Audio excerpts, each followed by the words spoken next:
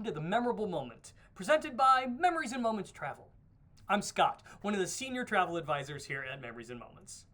So, I live in Cleveland, and one of the things that annoys me the most about living here is that anytime somebody finds out where I'm from, the first thing they say is, "Oh yeah, man, Rock and Roll Hall of Fame, Cleveland rocks!"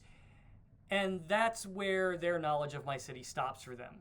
And while it can get a little annoying sometimes, I cannot imagine what it must be like living in Orlando. I mean, the second you mention that city, the only thing that comes to mind is either Disney or Universal. But actually, there is so much more to do in the Central Florida tourism area than just visiting those two amusement properties. So let's take a second to cover some of the basics of visiting Orlando without going to Disney or Universal. Now, your entertainment options outside of the big two theme park companies is pretty vast. I happen to be a big fan of dinner shows, and there are a ton of options in Orlando, especially up and down International Drive. There are murder mystery dinner theaters and comedy dinner theaters, musical theater dinner theaters, medieval jousting dinner theaters with an entire pirate ship built in the middle of the room, and the options are kind of endless. And if you don't particularly want your waiters singing and dancing their way through your entree, those same areas are packed with dining options ranging from high-end steakhouses to every conceivable chain restaurant you can think of. There are also a lot of opportunities for more relaxing outdoor activities in Central Florida. You can go kayaking on one of Florida's many natural springs. You can either go out on a tour or rent your own airboat. Head out into the wetlands.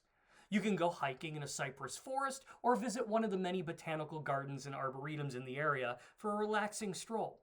And if you're a golfer, there are more courses down there than you can play in a single vacation.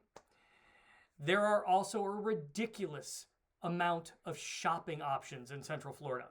You can go to one of the several gigantic outlet malls just outside from the tourist areas, or you can take a little time to hit one of the thousands of kitschy tourist souvenir shops that seem to be on every strip mall and at every traffic light surrounding the bigger attractions. And speaking of kitsch, the 12-year-old in me is nearly melting down just thinking about exploring Orlando's miniature golf courses and go-kart tracks and tourist traps like alligator farms. And if you absolutely cannot tear yourself away from having every moment of your vacation occupied by a theme park, Orlando is also the home of Legoland and SeaWorld.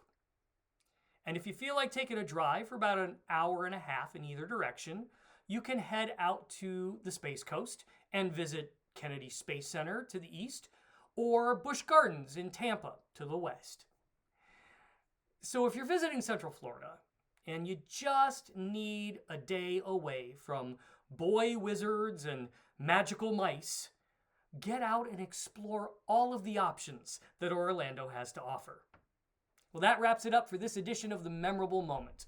When you are ready to start planning your next travel adventure, reach out to us here at Memories and Moments Travel. But until then, make sure you take a moment to make a memory. See you next time.